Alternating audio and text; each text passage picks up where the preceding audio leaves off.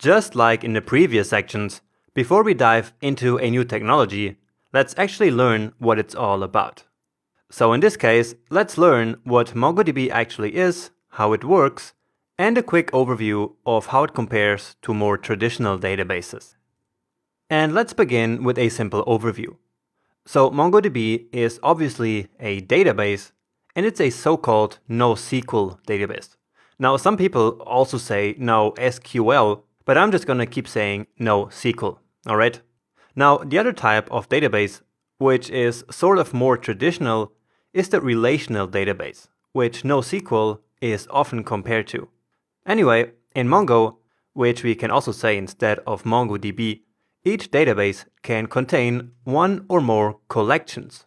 So if you actually are coming from one of these more traditional relational database systems, you can think of a collection as a table of data. Then each collection can contain one or more data structures called documents. And again, in a relational database, a document would be a row in a table. So each document contains the data about one single entity, for example, one blog post, or one user, or one review, or anything else really. You get the point, right? Now, the collection is like the parent structure that contains all these entities. For example, a blog collection for all posts, a users collection, or a reviews collection. And you can also see here that the document has a data format that looks a lot like JSON, which will make our work a lot easier when we start dealing with these documents. And of course, we will talk a lot about this later, but for now on, let's learn about Mongo's main features. So, according to MongoDB's website, MongoDB is a document database with the scalability and flexibility that you want, and with the querying and indexing that you need.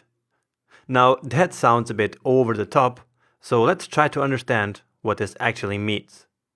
So, as we saw before, MongoDB is a document-based database, so it stores data in documents, which are field value pair data structures like JSON. So again, it stores data in these documents instead of rows in a table like in traditional relational databases. It's therefore a NoSQL database and not a relational one.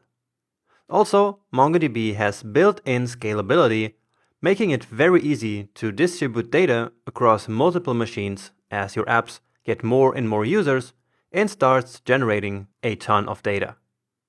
So whatever you do, MongoDB will make it very easy for you to grow. Next up, another big feature of MongoDB is its great flexibility. So there is no need to define a document data schema before filling it with data, meaning that each document can have a different number and type of fields. And we can also change these fields all the time.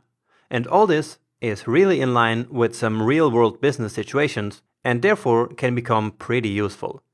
MongoDB is also a very performant database system, thanks to features like embedded data models, indexing, sharding, the flexible documents that we already talked about, native duplication, and so much more. And you don't need to know all of this, of course, but it's sure nice to know that MongoDB is highly performant if we need it to be. Finally, I just wanted to add that MongoDB is a free and open source database published under the SSPL license. So, in summary, we can say that MongoDB is a great database system to build many types of modern, scalable, and flexible web applications. And in fact, Mongo is probably the most used database with Node.js, and so it's a perfect fit for us to use in this course. Okay, now let's talk a bit deeper about these documents. And returning to our blog post example from the beginning, this could be a very simple representation of a single post document, right? And now just for the sake of comparison, here is how that exact same data could look like as a row in a relational database like MySQL, or even in an Excel spreadsheet if you're more used to that. So as I mentioned a bit earlier, MongoDB uses a data format similar to JSON for data storage called bson.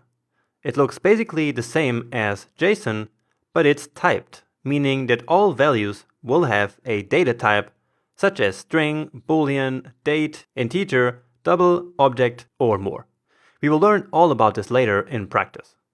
So what this means is that all MongoDB documents will actually be typed, which is different from JSON.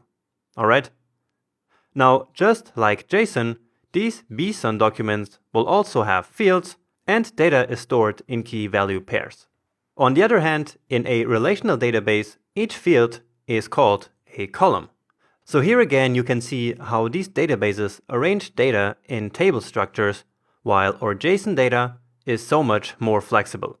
Take for example the tags field, where we actually have an array, so we have basically multiple values for one field, right?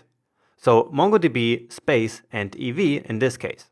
But in relational databases, that's not really allowed. We cannot have multiple values in one field. And so we would actually have to find workarounds for this, which would then involve more work and more overall complication. Now, another extremely important feature in MongoDB is the concept of embedded documents, which is, again, something not present in relational databases.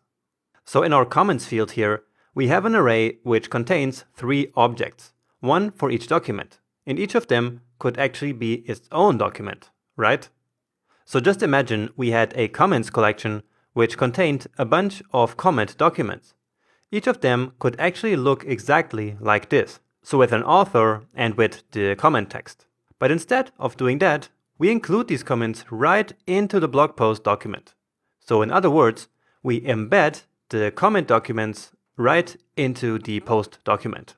So this process of embedding, or denormalizing as we can also call it, is basically to include, so to embed, some related data all into one single document. In this example, the comments are related to the post, and so they are included in the same document.